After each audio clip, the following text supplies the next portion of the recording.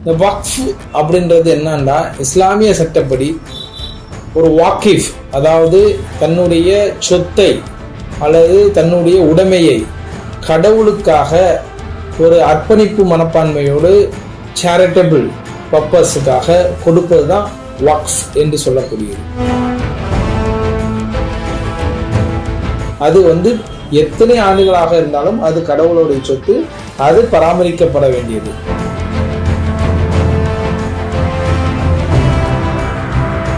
அந்த வக்ஃப் சட்டம் 1923 ஆண்டே இயற்றப்பட்டது. முத்தவல்லி என்பவர்கள் அந்த சொத்தினுடைய உரிமைதாரர் அல்ல. அவர் கால்ட் as a மேனேஜர்.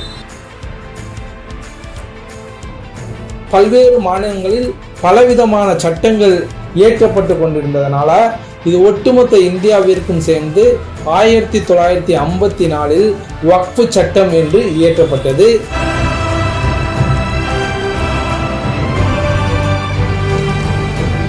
அதில் சில மாற்றங்களை 2013 கொண்டு வந்தார்கள்.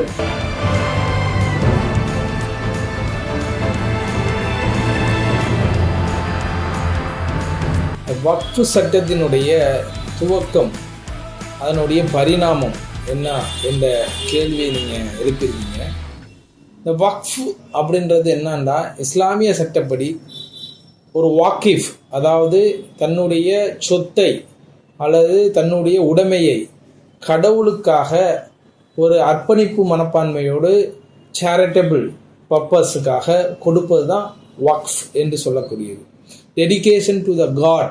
அந்த ப்ராப்பர்ட்டியை பொறுத்த வரைக்கும் அது காட்ஸ் ப்ராப்பர்ட்டி அப்படின்ற ஒரு தன்மை அதில் இருக்கும்.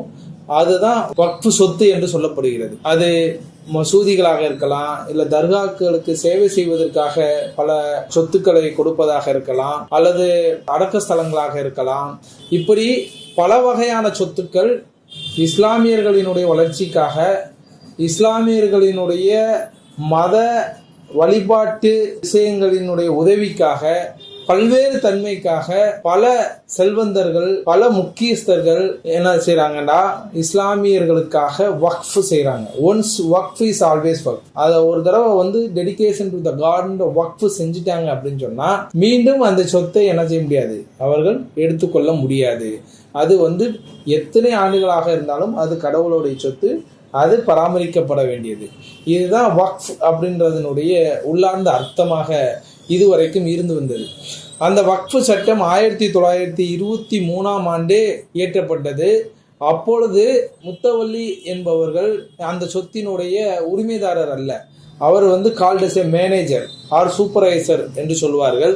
அதை மேனேஜ் பண்ணக்கூடிய ஒரு மேனேஜரோ அல்லது சூப்பர்வைஸ் பண்ணக்கூடிய ஒரு சூப்பர்வைசரோ அவர்கள் சரியான முறையில் கணக்கு வழக்குகளை டிஸ்ட்ரிக்ட் ஜட்ஜோடம் கொடுக்க வேண்டும் என்றுதான் இந்த வக்ஃப் சட்டம் 1923 இயற்றப்பட்டது. அதற்கடுத்து அந்த சட்டம் பல மாநிலங்களில் பல பரிணாமங்களை எடுத்தது. ஒன்று முசல்மான் ஆக்ட் என்று வந்தது, பெங்கால் வக்ஃப் ஆக்ட் என்று வந்தது, மற்றொன்று யூபியில் United Provinces of Muslim Waqf act என்று சொல்லி வந்தது. இப்படி பல்வேறு மாநிலங்களில் பலவிதமான சட்டங்கள் இயற்றப்பட்டு கொண்டிருந்ததனால இது ஒட்டுமொத்த இந்தியாவிற்கும் சேர்ந்து 1954 வக்ஃப் சட்டம் என்று இயற்றப்பட்டது. பின்னாளில் 1995 அதில் இன்னும் சீர்தூக்கி அதில் இன்னும் பல்வேறு சரத்துகளை சேர்த்து முழுமை பெற்று 1995 வக்ஃப் சட்டம் என்று பரிணாமப்பட்டது. அதில் சில அமெண்ட்மெண்ட்ஸை, அதில் சில மாற்றங்களை 2013 கொண்டு வந்தார்கள்.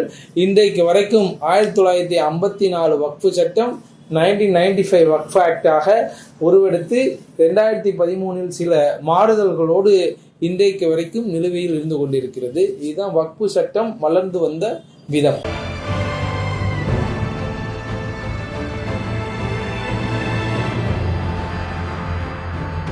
வக்ஃப் திருத்த மசோதா 2024 சட்ட பிரிவுகளுக்கு செல்வதற்கு முன்பாக இந்த சிறுபான்மை சமுதாயத்திற்கு என பல்வேறு பாதுகாப்புகளை அடிப்படை உரிமைகளை இந்திய அரசியலமைப்பு சட்டம் நமக்கு உருவாக்கி தந்திருக்கிறது. அதுல சுதந்திரமாக தன்னுடைய மத வழிபாட்டை பாதுகாக்கக்கூடிய அடிப்படை சட்டம், ரைட் டு ப்ரொபோஸ், நான் என்னுடைய மதத்தை பிரச்சாரம் செய்ய, நடைமுறைப்படுத்த, அந்த மத சடங்குகளை செயல்படுத்த, எல்லாவற்றிற்கும் ஒரு அடிப்படை உரிமையை சரத்து 26 30 வரைக்கும் வழங்கி இருக்கின்றது. அதே போன்று சிறுபான்மை சமுதாயம் நிர்வகிக்கக்கூடிய கல்வி நிலையங்களுக்கான உரிமை, minority educational institution, right to minority educational இன்ஸ்டிடியூஷனுக்கான உரிமைகளும் அடிப்படை உரிமைகளாக இந்திய அரசியலமைப்பு சட்டத்திலே வழங்கப்பட்டுள்ளது. ஏன் இந்திய அரசியலமைப்பு சட்டத்திலே சிறுபான்மை சமுதாயத்திற்கு உண்டான பல்வேறு பாதுகாப்புகள் வழங்கப்பட்டது என்று சொன்னால், இந்த சட்டம் இந்திய அரசியலமைப்பு சட்டத்தினுடைய விவாதங்களிலே பல்வேறு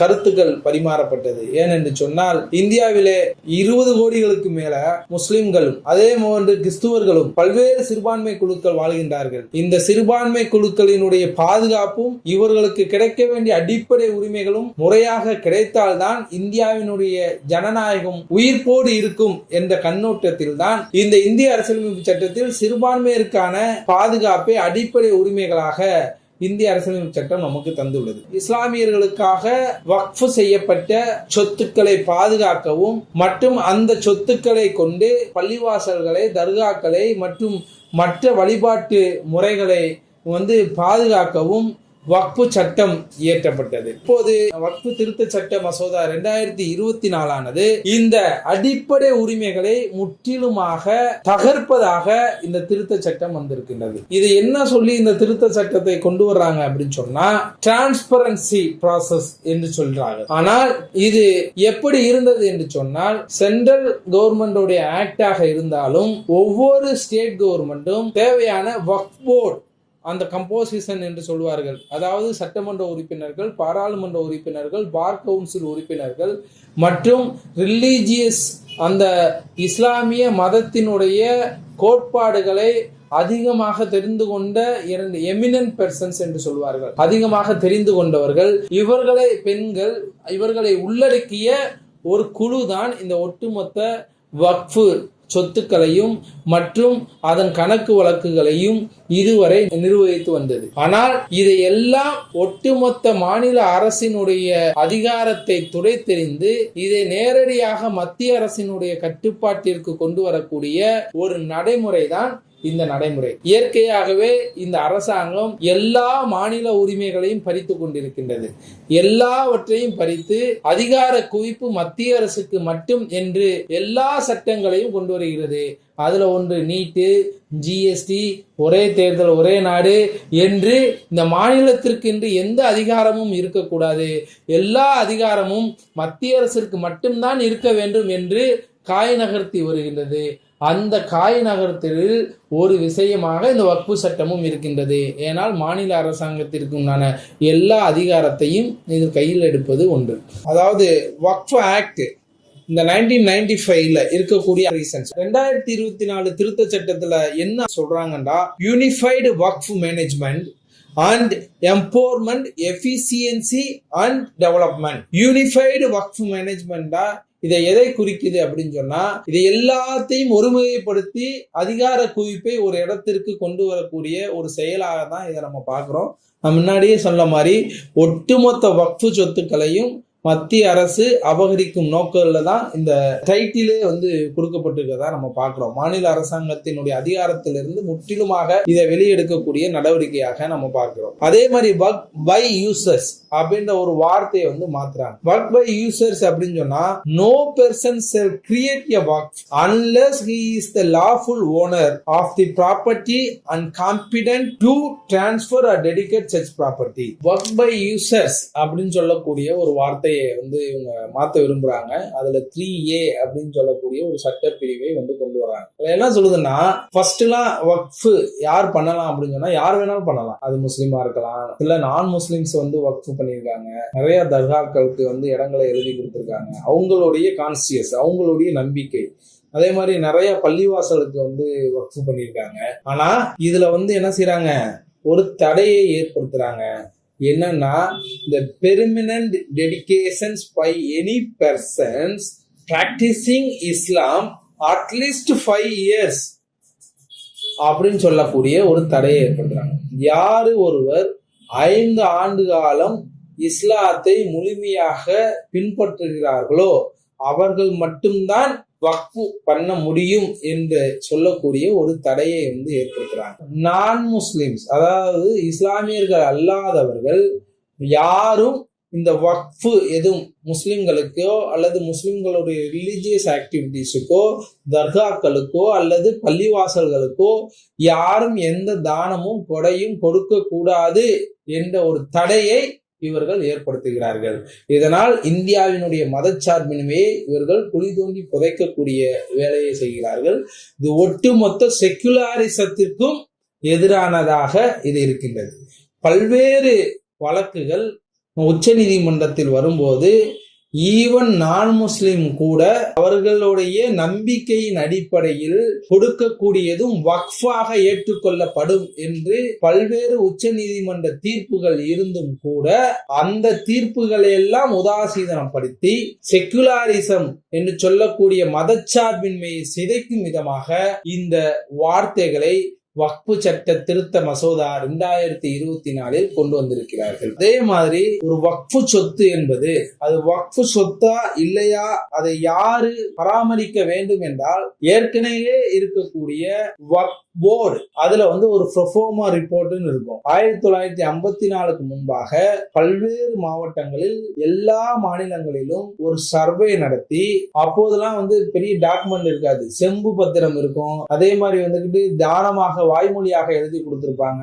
இப்படி பல்வேறு சூழ்நிலைகளில் இருந்த எல்லா சொத்துக்களும், கடவுளுக்காக அர்ப்பணிக்கப்பட்ட எல்லா சொத்துக்களையும் சர்வே பண்ணி ஒரு ப்ரொஃபார்மாவை என்ன செய்வாங்கன்னா ஸ்டேட் கவர்மெண்ட் ரிலீஸ் பண்ணும். அந்த ப்ரொஃபார்மால இருக்கக்கூடிய எல்லா சர்வே நம்பர்களும் வக்ஃபு சொத்துக்களாக கணக்கில் எடுக்கப்பட்டு அந்த சொத்துக்களை மேனேஜ் பண்றது யாரு அப்படின்னு சொன்னா வக்ஃப் போர்டு. வக்ஃப் போர்டு எப்படி கட்டமைக்கப்பட்டிருக்கு அப்படின்னு சொன்னா 2 சட்டமன்ற உறுப்பினர்கள், 2 நாடாளுமன்ற உறுப்பினர்கள், 2 பார் கவுன்சில் மெம்பர்ஸ். அப்படி பார் கவுன்சில் மெம்பர் இல்ல அப்படின்னு சொன்னா அதில் மூத்த வழக்கறிஞர்கள், வக்ஃபு சட்டத்தில் சிறப்பு வாய்ந்த மூத்த வழக்கறிஞர்கள் மற்றும் எமினன்ட் இஸ்லாமிக் எமினன்ட் பெர்சன், ஆலிம்கள் அல்லது இஸ்லாமிய நாலேஜ் இருக்கக்கூடிய நபர்கள், 2 நபர்கள், இஸ்லாமிய பெண்கள், அதே மாதிரி அரசு அதிகாரிகள், IAS அதிகாரிகள், இஸ்லாமிய IAS அதிகாரிகள் என்று பல்வேறு விதமான நபர்களை கொண்டு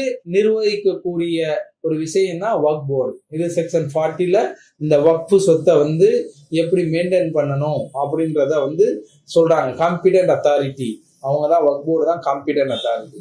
ஆனா இந்த புதிய திருத்த மசோதால என்ன சொல்ல வர்றாங்கன்னா, ஏதாவது ஒரு சொத்து, அது வக்ஃபு சொத்து, ஏதாவது ஒரு சொத்து அரசு சொத்தாக இருந்தால், அரசு சொத்தாக கருதப்பட்டால் அந்த டிஸ்ட்ரிக்ட் கலெக்டர் என்கொயரி பண்ணி ஒரு ரிப்போர்ட்டை மாநில அரசுக்கு சமர்ப்பிக்கணும். அந்த ரிப்போர்ட்டை பேஸ் பண்ணி அந்த சொத்து அரசு சொத்து இல்ல வக்ஃபு சொத்தா என்பதை தீர்மானிக்கப்பட வேண்டும். அப்ப இங்க டிஸ்ட்ரிக்ட் கலெக்டர் என்னன்னா இது வக்ஃபு சொத்தா அரசு சொத்தான்னு தீர்மானிச்சு ஒரு ரிப்போர்ட் கொடுக்கணும். அந்த ரிப்போர்ட் கொடுக்கிற வரைக்கும் இது வக்ஃபு சொத்தாக கணக்கில் எடுக்க கூடாது என்ற ஒரு சொல்லாடலை இந்த வக்ஃபு திருத்த மசோதா கொண்டு வந்திருக்கு. இங்கதான் பிரச்சனை ஸ்டார்ட் ஆகுது. இந்த ஒட்டுமொத்த அமெண்ட்மெண்ட்லயும் மிக முக்கியமான ஒரு சரத்து என்னவென்று சொன்னால், வக்ஃபு சொத்தை இது வக்ஃபு சொத்தா இல்லையா என்று சொல்லக்கூடிய ஒரு விஷயத்தை யாரு டிசைட் பண்ணணும் அப்படின்னு சொன்னா, வக்ஃப் ஆக்ட் 1995 அடிப்படையில வக்ஃப் ட்ரிபியூனல் என்று செக்ஷன் 83ல கிரியேட் பண்ணிருக்காங்க.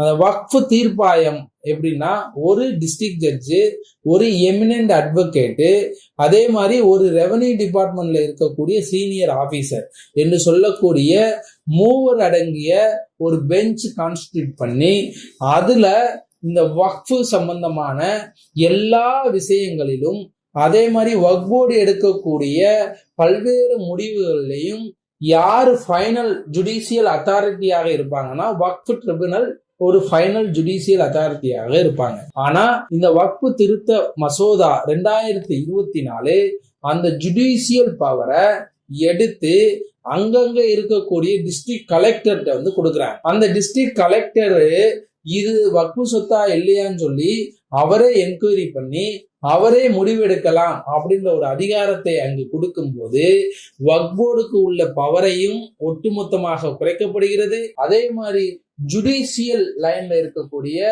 ஒரு நீதி பரிபாலன முறையையும் எடுத்து ஒரு எக்ஸிகியூட்டிவ் கையில கொடுக்குறாங்க. இது ஒட்டுமொத்தமாக ஒரு தவறான திருத்தம் என்பதை நாங்க சொல்லல.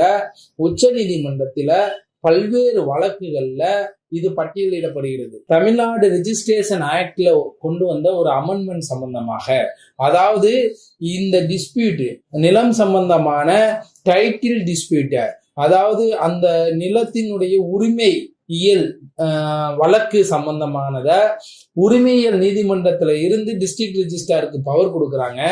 அப்ப அந்த வழக்கு சென்னை உயர்நீதிமன்றத்திலையும் உச்ச நீதிமன்றத்திலையும் வந்து வழக்காடும் போது எந்த ஒரு ஜுடிஷியல் ஆக்டிவிட்டியும் நீதி பரிபாலன முறையையும் ஒட்டுமொத்தமாக எடுத்து ஒரு எக்ஸிகியூட்டிவ் கையில கொடுப்பது சரி கிடையாது. அது வந்து சரியான தீர்வாக இருக்க முடியாது. இது ஒட்டுமொத்தமாக ரூல் ஆஃப் லாக்கு எதிரானது என்று தீர்ப்பளிக்கப்படுகிறது. இதே போன்று பல்வேறு சட்டங்களில் இப்படிப்பட்ட நீதி பரிபாலன முறையை எடுத்து எக்ஸிகியூட்டிவ் அதிகாரிகளுக்கு கொடுத்த அந்த சட்டத்தை உச்ச நீதிமன்றமும் உயர் நீதிமன்றங்களும் ரத்து செய்திருக்கின்றது. அதே போன்ற ஒரு சட்ட திருத்தத்தை வக்ஃபு திருத்த மசோதா 2024 வந்து கொண்டு வர்றாங்க. என்னன்னா வக்ஃபோடைய டைட்டில், அதே மாதிரி வக்ஃபு சம்பந்தமான சொத்துக்கள் சம்பந்தமான எந்த முடிவுமே district collector is a final authority அப்படின்னு சொல்லி கொண்டு வர்றாங்க. அப்ப ஒட்டுமொத்த அட்ஜுடிகேஷன் எதுவுமே இல்லாம, நீதி பரிபாலன முறை இல்லாம ஒரு எக்ஸிகியூட்டிவ் அதிகாரி, அரசு அதிகாரியே அந்த நீதி பரிபாலனத்தை எடுத்து இது வக்ஃபு சொத்து இல்ல வக்ஃபு சொத்து தான் சொல்லி தீர்மானிக்கக்கூடிய இந்த விஷயம் என்பது வக்ஃப் போர்டினுடைய ஒட்டுமொத்த பவரையும் இல்லா நிலையாக்கிவிட்டது. அதே போன்று 1995 வக்ஃபு சட்டத்தில் கொண்டு வந்த அந்த வக்ஃப் ட்ரைபுனல் என்று சொல்லக்கூடிய அந்த நீதிமன்ற அமைப்பு முறையையும் ஒட்டுமொத்தமாக ரத்து செய்வதை வந்து பார்க்க முடிகிறது. ஆதலால் இது ஒட்டுமொத்த டிஸ்ட்ரிக்ட் கலெக்டருக்கு அதிகாரத்தை குவிக்கிறார்கள். இதனால என்ன நடக்கும் அப்படின்னு சொன்னா, இன்னைக்கு தமிழ்நாட்டுல என்ன நடந்துகிட்டு இருக்கு அப்படின்னு சொன்னா, பல்வேறு ப்ரோஃபோமா ரிப்போர்ட்ல இருக்கக்கூடிய சர்வே நம்பர் பல கோடி மதிப்பு இருக்கக்கூடிய சொத்துக்கள், வக்ஃபு சொத்துக்கள் என்று ப்ரோஃபோமால இருக்கு.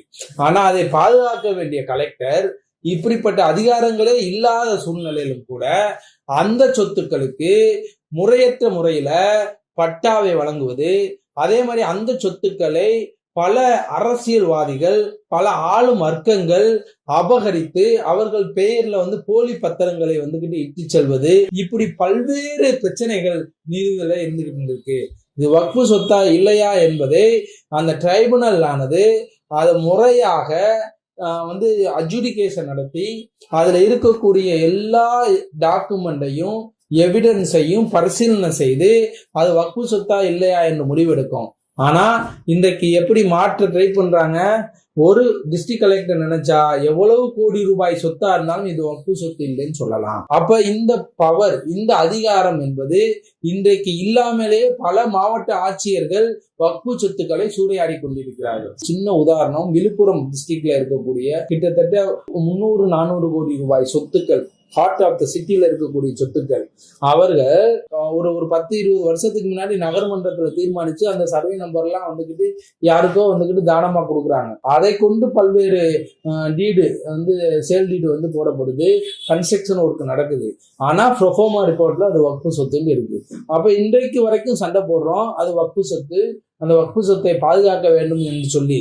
ஆனா டிஸ்ட்ரிக்ட் கலெக்டர்ல இருந்து அங்க இருக்கக்கூடிய லோக்கல் மினிஸ்டர்ல இருந்து ஆளும் வர்க்கத்தினர் எல்லாரும் அந்த சொத்தை அபகரிக்க முயற்சி பண்றாங்க.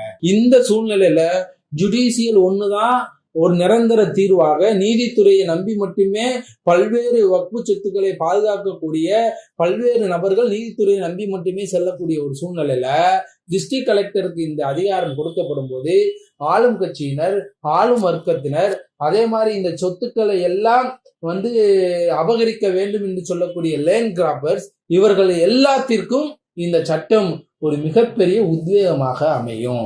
டிஸ்ட்ரிக்ட் கலெக்டர் ஈஸியா இன்ஃப்ளூயன்ஸ் பண்ணலாம். எக்ஸிகியூட்டிவ் அதிகாரி, மேலிட அதிகாரிகள் சொன்னா உடனே அந்த தீர்ப்பை மாற்றலாம். அது வந்து ஒரு ஜுடிஷியல் ஃபங்க்ஷன் இல்லை.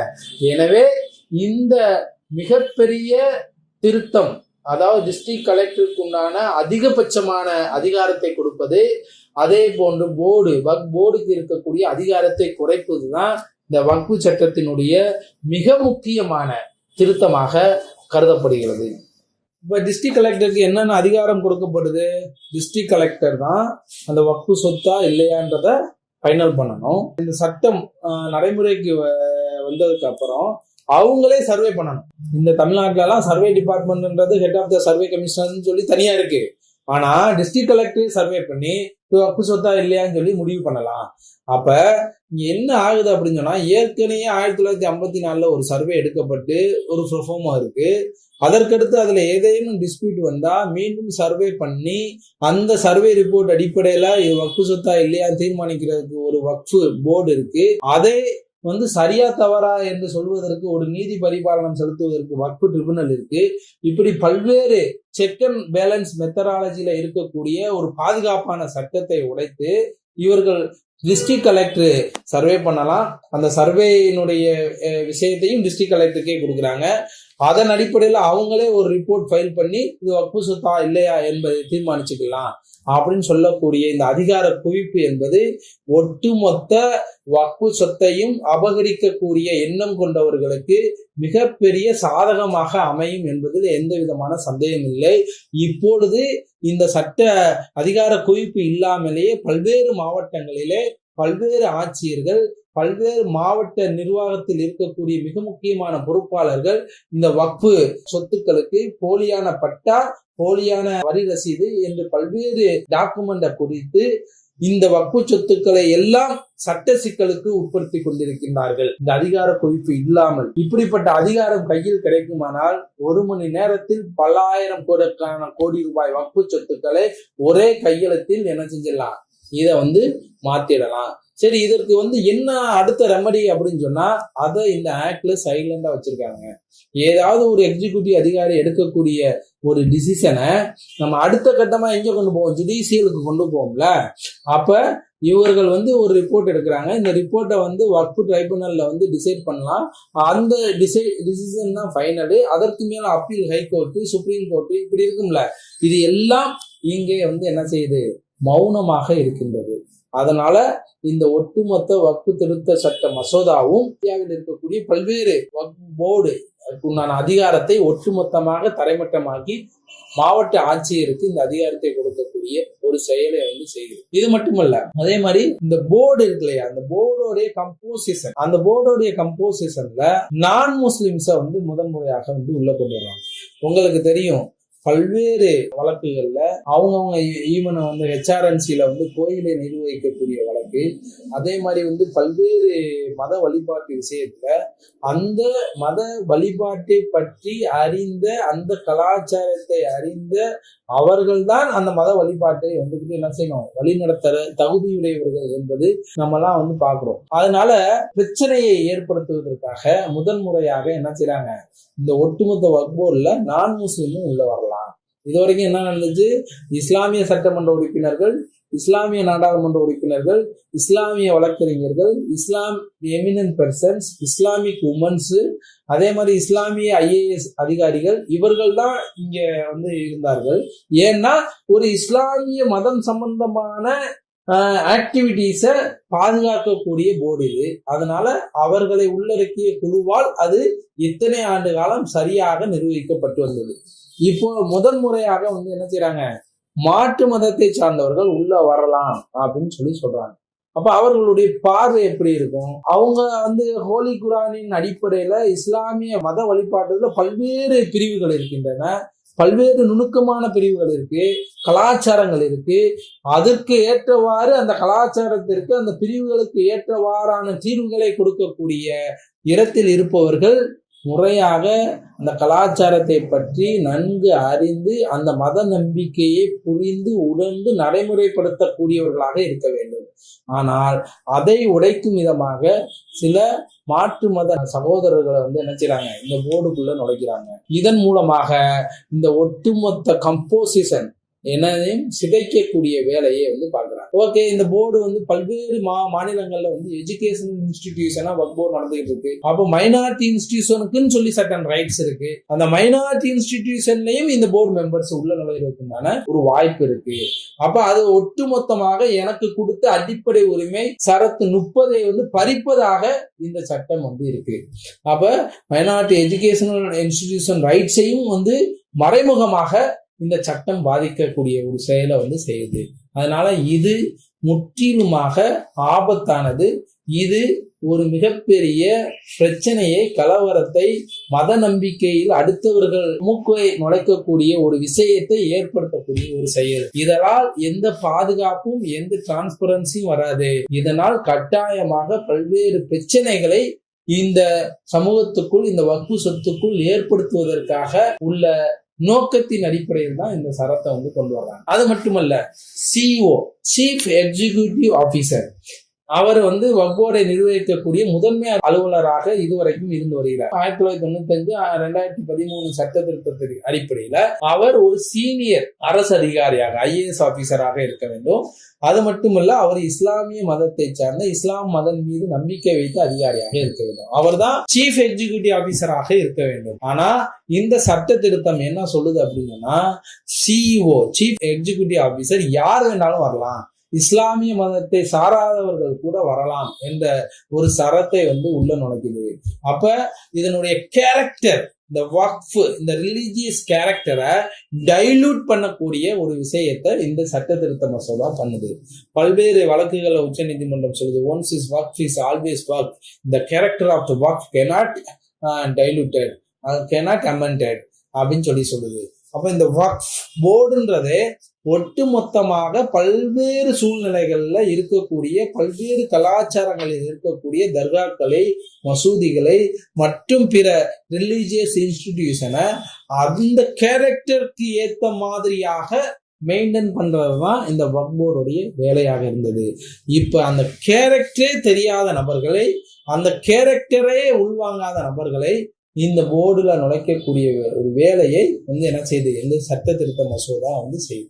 இந்த சட்ட திருத்த மசோதா 2024 வக்ஃப் போர்டு எப்படி அமையணும் அப்படின்னு ஏற்கனவே நான் சொன்னேன்ல, வக்ஃப் போர்டு எந்தெந்த மெம்பர்களால் உருவாக்கப்படும், அந்த வக்ஃப் போர்டு எலெக்ஷன் சேர்பர்சனை எப்படி தேர்ந்தெடுக்கணும் அப்படின்ற எந்த விதமான விஷயமும் அந்த வக்ஃபு திருத்த சட்ட மசோதால வரல. அது சைலண்ட் ஆக்கப்படுது. இது என்னன்னா, இந்த வக்ஃபோடையும் வக்ஃபு ட்ரிபுனலையும் ஒட்டுமொத்தமாக இல்லா நிலை ஆக்கக்கூடிய ஒரு செயலை இந்த திருத்த மசோதா கொண்டு வருது. இந்த வக்ஃபு திருத்த மசோதா power to register the Waqf institution vested the board, அதாவது போர்டுக்கு தான் அந்த எப்படி வக்ஃபை ரிஜிஸ்டர் பண்ணுவாங்கன்னா, ஒரு வாக்கிஃப் டெடிகேஷன் கொடுக்குறவர் நேராக வக்ஃப் போர்டுக்கு போவார். செக்ஷன் 36 அடிப்படையில் அதில் ஒரு சில ஃபார்ம்ஸ் இருக்கும். அந்த ஃபார்ம்ஸை ஃபில் பண்ணுவாங்க, அதை ரிஜிஸ்டர் பண்ணுவாங்க. இப்போ போர்டுக்கு அந்த பவரை, அதிகாரத்தை எடுத்துட்டு நேராக என்ன செய்யறாங்க, போர்டு நேராக என்ன செய்யணும்னா டிஸ்ட்ரிக்ட் கலெக்டருக்கு அனுப்பணும். டிஸ்ட்ரிக்ட் கலெக்டர் வெரிஃபை பண்ணி ஜென்யூனிட்டி ஓகே அப்படின்னு சொன்னா மட்டும்தான் வக்ஃபாக ஏற்றுக்கொள்ளப்படும் ஒரு நடைமுறை விதிகளை கொண்டு வராங்க. அப்ப இங்க வக்ஃப் கொடுப்பதையே தடை செய்யக்கூடிய ஃபர்ஸ்ட் என்ன சொல்றாங்க, நான் முஸ்லிம்ஸ் வரக்கூடாதுன்னு சொல்லி ஸ்டாப் பண்ணிட்டாங்க. அவர்கள் தானமாக யாரும் எதையும் கொடுக்க கூடாது அப்படின்ற அந்த மதச்சார்பினைக்கு எதிராக போயிட்டாங்க. அதற்கடுத்து வக்ஃபை இங்க கொடுக்கக்கூடியவங்களையும் நேரா டிஸ்ட்ரிக்ட் கலெக்டருக்கு அனுப்பி, டிஸ்ட்ரிக்ட் கலெக்டர் அந்த ரெக்கார்ட்ஸ் எல்லாம் வெரிஃபை பண்ணி, ஜென்யூனிட்டி எல்லாம் வெரிஃபை பண்ணி, அவர் 10 தடவை வக்ஃபு கொடுக்குறவர் என்ன செய்வாரு, இது கடவுளுக்காக இந்த சொத்தை நான் கொடுக்குறேன்னு எழுதி கொடுப்பாரு. அவர் 10 தடவை டிஸ்ட்ரிக்ட் கலெக்டர் ஆபீஸுக்கு அலைய விட்டீங்களேன், ஒருத்தனும் வக்ஃபு கொடுக்க மாட்டாங்க. இந்த வக்ஃபு சொத்து எல்லாம் ஒரு காலத்துல மூதாதையர்கள் கொடுத்ததுதான் 99%. அதற்கு அடுத்து 1%, 2% வக்ஃபு பண்றாங்க செல்வந்தர்கள். ஆனா அதையுமே இல்லா நிலை ஆக்குறதுக்கு எப்படியெல்லாம் அவர்களை கஷ்டப்படுத்த வேண்டுமோ, வக்ஃபு செய்ய முன்வருவர்களை எப்படியெல்லாம் அலைக்கழிக்கப்பட வேண்டுமோ அப்படியெல்லாம் அலைக்கழிக்கப்பட்டால் அந்த 1%, 2% கூட வக்ஃபு செய்ய முன்வர மாட்டார்கள் என்ற உள்நோக்கத்தோடு இந்த சட்ட திருத்தம் என்ன செய்து கொண்டு வரப்பட்டிருக்கு. அதனால அந்த 36 என்ன செய்யறாங்கன்னா அமெண்ட்மெண்ட் பண்றாங்க. அதுல 36(7) அப்படின்றத ஒண்ணு சேர்க்கிறாங்க. டிஸ்ட்ரிக்ட் கலெக்டர்ட்டையும் அந்த பவரை அந்த ரெஜிஸ்ட்ரேஷன் பவரை கொடுக்குறாங்க. 107 வக்ஃப் ஆக்ட் 1995ல ஒரு ப்ரொடெக்ஷன் இருந்தது. என்ன அப்படின்னு சொன்னா, லிமிடேஷன் ஆக்ட் 1963 வக்ஃபு ப்ராப்பர்ட்டிஸுக்கு அப்ளை ஆகாது அப்படின்னு சொல்லி. அது என்ன சொல்லுது அப்படின்னு சொன்னா, ஒரு உரிமையல் சார்ந்த ஒரு டைட்டில் டிஸ்பியூட், இது வக்ஃபு சொத்தா இல்லையா அப்படின்றத தீர்மானிக்கிறது, ஒரு தனி மனிதனுடைய சொத்தா இல்லையான்றதை தீர்மானிக்கிறதுக்கு அவன் வழக்கு போடணும்னா அதுக்கு சட்ட லிமிடேஷன் இருக்கு. இத்தனை வருஷத்துக்குள்ளதான் வழக்கு தாக்கல் செய்ய முடியும் அப்படின்னு சொல்லிட்டு அந்த லிமிடேஷன் ஆக்ட் வக்ஃபு சொத்துக்கு அப்ளை ஆகாது. ஒன்ஸ் வக்ஃப் இஸ் ஆல்வேஸ் வக்ஃப். எப்போ வேணாலும் நீங்க அந்த சொத்தை வந்துட்டு என்ன செய்யலாம், மீட்டெடுத்துக்கலான்ற ஒரு நடைமுறை இருந்தது. அந்த நடைமுறையை இந்த சட்ட திருத்த மசோதா ஒட்டுமொத்தமாக தூக்குகிறது. அந்த 107 ஒட்டுமொத்தமாக ரிமூவ் செய்யுது. அப்படின்னா இன்டைரக்டா என்னன்னா, இந்த ஏலினேஷன்ல இருக்கக்கூடிய ஏற்கனவே கையகப்படுத்தி பல்லாயிரம் கோடிக்கணக்கான சொத்துக்களை கையகப்படுத்தி வச்சிருக்கக்கூடிய லேண்ட் ராபர்ஸ், நில அபகரிப்பாளர்களுக்கு இந்த சட்டம் மிகப்பெரிய பெனிஃபிட்டாக இருக்கு. இன்றைக்கு தமிழ்நாட்டில் மட்டும் ஹார்ட் ஆஃப் த சிட்டியில பல்லாயிரக்கணக்கான சொத்துக்கள் இந்த வக்ஃபு சொத்துக்கள் பல்வேறு லேண்ட் கிராபர்ஸ்னால, அரசியல்வாதிகள்னால அபகரித்து போலியான டாக்குமெண்ட் செய்யப்பட்டு இருக்கு. இப்ப இதெல்லாம் யாரு மீட்டெடுக்கிறது? அங்க இருக்கக்கூடிய முத்தவள்ளியோ, அங்க இருக்கக்கூடிய போர்டோ தான் முடிவெடுக்கணும். ஆனா எப்ப நமக்கு தெரிய வரும் இந்த மாதிரியான போலி பத்திரம் போட்டிருக்கான், போலி பட்டா வாங்கியிருக்கான்றது தெரிய வரும்போது, எப்ப தெரிய வந்தாலும் அதை மீட்டெடுக்கிறதுக்கு உண்டான நடவடிக்கையை என்ன முத்தவள்ளியும் இவங்களும் செய்யலாம். பல ஆண்டுகளாகவே வக்ஃபு சொத்துக்களை என்ன செஞ்சிருக்காங்க, அபகரிச்சு இருக்கக்கூடிய பல்வேறு சூழ்நிலைகள் இருக்கு. ஈவன் இங்க சென்னையில மாங்காடு என்று சொல்லக்கூடிய ஏரியால பல்லாயிரக்கணக்கான கோடி ரூபாய் சொத்துக்களை அபகரிச்சு வச்சிருக்காங்க. இன்னைக்கு வரைக்கும் அபகரிச்சு வச்சிருக்காங்க. ஆனா அதற்கு பல ஆவணங்களை அவர்கள் தயார் செஞ்சு வச்சிருக்காங்க. இன்றைக்கு வரைக்கும் வழக்கு நடத்தி கொண்டு இருக்கக்கூடிய ஒரு சூழ்நிலை இருக்கு. அப்ப இந்த செக்ஷனை டோட்டலா தூக்குவதன் மூலமாக என்ன ஆகுது அப்படின்னு சொன்னா, அந்த சொத்தினுடைய பாதுகாப்பு கேள்விக்குறியாக்கப்படுகிறது. ஒட்டுமொத்தமாக அந்த சொத்துக்களுக்கு எந்த விதமான பாதுகாப்பு தன்மையும் இல்லை என்ற ஒரு சூழ்நிலையை இந்த சட்ட திருத்த மசோதா ஏற்படுத்துகிறது. தமிழ்நாட்டில் HRNC ஆக்ட் என்று சொல்லக்கூடிய ஒரு சட்டம் இருக்கு. அந்த சட்டத்திலையும் இப்படி ஒரு பாதுகாப்பு இருக்கு.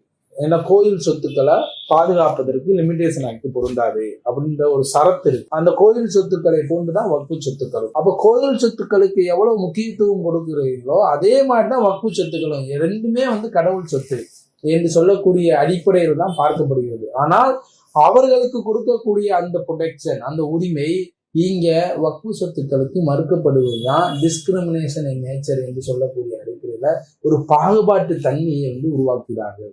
அதாவது லேண்ட் கிராபர்ஸ் யார் வேண்டுமானாலும் வக்ஃபு சொத்துக்களை சூறையாடி கொள்ளலாம் என்று சொல்லக்கூடிய ஒரு வழிமுறையை இந்த வக்ஃபு திருத்த மசோதா 2024 ஏற்படுத்துகிறது.